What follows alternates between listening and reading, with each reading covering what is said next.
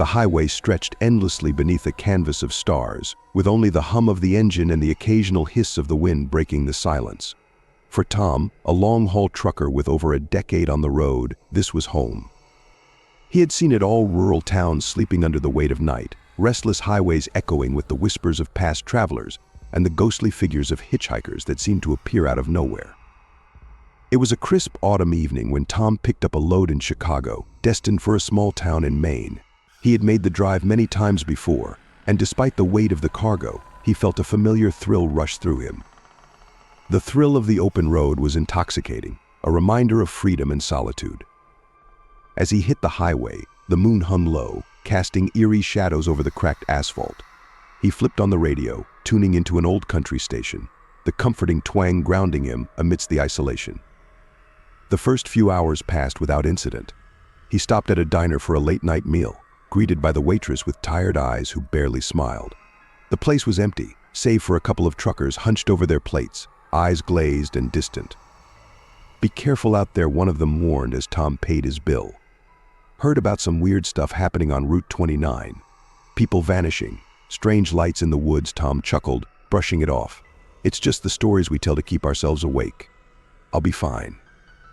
Back on the road, the darkness deepened, and the trees loomed ominously on either side of the highway. The chill in the air seeped through the truck's windows, and Tom felt a slight unease creeping into his thoughts. He attributed it to fatigue, rubbing his eyes as he drove. Hours later, fatigue turned to dread. The radio crackled, and the familiar country tunes faded into static. Just then, he caught sight of something out of the corner of his eye, a figure standing at the edge of the road. It was a woman, her dress tattered and dirty, her hair hanging wildly around her face. Tom's heart raced. He slowed down, unsure whether to stop or drive on. As he approached, he could see the woman's face, pale and gaunt, eyes wide and unblinking. She raised a hand as if begging for help. Against his better judgment, he pulled over. "Need a ride?" he called out, his voice steady despite his nerves. The woman nodded slowly, her movements stiff. Tom's instincts screamed at him to drive away, but something in her gaze compelled him to wait. She climbed into the passenger seat, her presence chilling the air even further. "Where are you headed?" he asked, trying to make conversation. "Anywhere," she whispered, her voice barely above a breath. Just away, Tom felt the unease deepen but forced himself to remain calm. "You okay?" "You look like you've been through a lot," lost, she replied, her eyes darting to the window as if expecting something to leap from the darkness. "He's looking for me." "Who's looking for you?" Tom asked, his voice tightening. "The man in the woods. He takes people. He's not human." As the words left her lips, the temperature in the truck dropped even further. Tom could see his breath clouding in front of him, and a wave of nausea hit him. "We can get you to a hospital if you need help," he offered, desperate to shake the growing sense of dread. "No," she snapped, her voice sharp and wild. "He'll find me. You have to keep driving." Tom's grip tightened on the steering wheel, the gravel crunching beneath the tires as he pushed the accelerator. The road ahead felt endless, but he couldn't shake the feeling of eyes watching him from the darkness. The woman fell silent, her gaze fixed on the rearview mirror, a look of sheer terror plastered across her face. "What is it? What do you see?" Tom asked, heart pounding. "Please, drive faster," she begged, her voice breaking. "He's coming." Suddenly, the lights of the truck flickered and the engine sputtered. Tom's stomach dropped. "Come on, not now," he wrestled with the wheel as the truck began to lose power, the engine gasping like a dying animal. "Pull over," she screamed, her hands clutching the dashboard. "Why?" "I can't," Tom shouted back, panic rising in his chest. Then he saw a figure emerging from the tree line, moving with unnatural speed. It was a man, tall and impossibly thin, his features obscured by shadow. Tom could feel the presence of something ancient and malevolent as it approached. "Pull over," she screamed again, her voice a mix of fear and urgency. Against his better judgment, Tom swerved to the side of the road, the truck grinding to a halt. The woman was out of the truck in an instant, stumbling into the darkness. "Run," she shouted, her voice echoing through the night. Tom's heart raced as he followed her, abandoning the safety of the truck. They ran together into the woods, branches scratching at their skin, the darkness wrapping around them like a shroud. The sound of footsteps echoed behind them, growing closer with each passing second. "Keep moving," the woman cried, her breath ragged. "What's chasing us?" Tom gasped, glancing back. The figure was almost upon them, eyes glowing like embers in the dark. "He wants me. He wants to take you too," she screamed. Tom felt a chill grip his heart. He was trapped in a nightmare, running for his life with a woman he barely knew. They stumbled deeper into the woods, the underbrush thickening around them. Just when it felt like all hope was lost, they reached a clearing.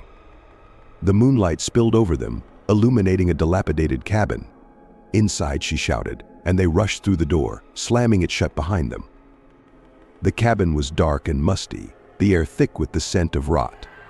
Tom fumbled for something to defend themselves with, his hands trembling as he grabbed a rusted axe that lay forgotten in the corner. "What now?" he asked, eyes darting toward the door. "We wait," she replied, her voice trembling. They stood in silence, straining to hear any sound from the outside. The only noise was their ragged breathing, the darkness creeping around them like an unwelcome visitor.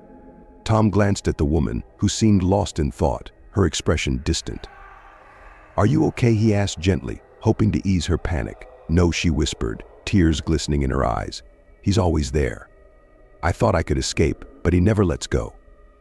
Suddenly, a loud crash echoed from outside, followed by the sound of something scraping against the cabin walls. Tom's heart raced as he stepped toward the window, trying to peer through the grime. "Don't look," she warned, grabbing his arm. "It will know you're here." He pulled away, feeling a strange compulsion to see. As he looked outside, the figure stood just beyond the tree line, its body twisted and unnatural. It seemed to shift in the shadows, an entity that defied the laws of nature. "Stay away from the windows," she cried, her voice frantic. Tom stepped back, trying to shake off the horror he felt. "What do? We need to find a way to distract it. It feeds off fear. It wants us to panic," Tom said, feeling the weight of dread settle in his chest.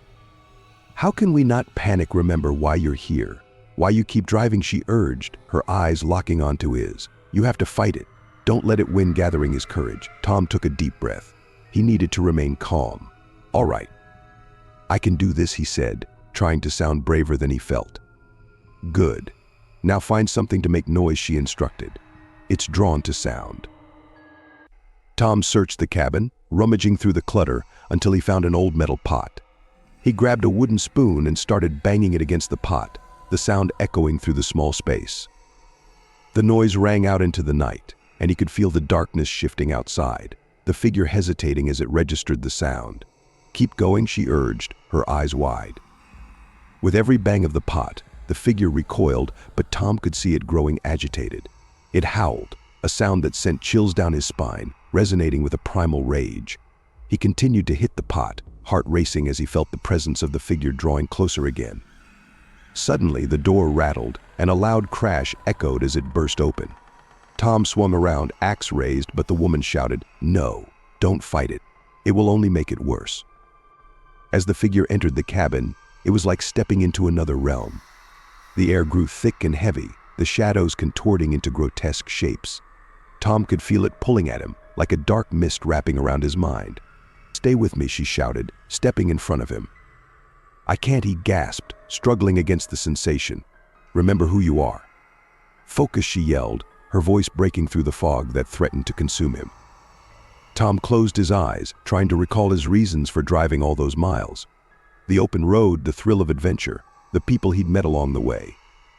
He remembered the camaraderie with fellow truckers, the laughter shared over late-night meals, the beauty of the world outside his truck's windows. With a surge of strength, he opened his eyes and brought the pot crashing down harder than ever. "Get out," he shouted, his voice booming through the cabin. The figure hesitated, its form flickering as if it were struggling against an unseen force. Tom felt the grip of darkness loosen, the oppressive weight lifting slightly. The woman stepped forward, standing beside him, her presence grounding him. "Together," she cried. They both struck the pot, the sound ringing out, resonating with defiance.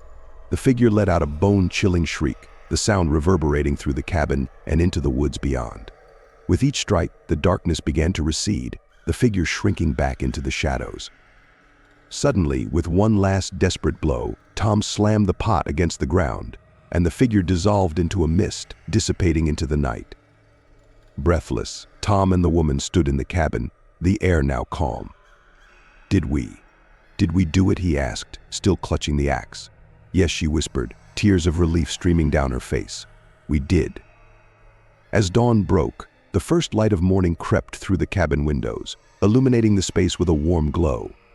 They stepped outside, feeling the weight of the night lift as the sun rose on the horizon.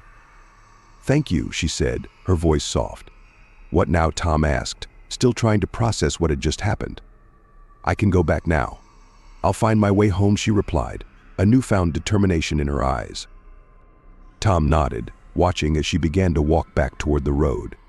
He felt a mixture of relief and sadness as she disappeared into the morning mist, the echoes of the night fading into memory. He climbed back into his truck, starting the engine with a newfound appreciation for the open road. The highway stretched ahead, a winding path filled with the promise of new adventures, and as he drove away, he couldn't shake the feeling that he had escaped something truly terrible. The sun rose higher, illuminating the road as he navigated the twists and turns, determined to keep moving forward. But he knew one thing for certain: the darkness would always be waiting, lurking just out of sight, ready to claim those who strayed too close. As he drove, the radio crackled back to life, the familiar country tunes filling the cab. For now, he was safe, but he would never forget the woman in the woods and the horrors that had unfolded on that silent road.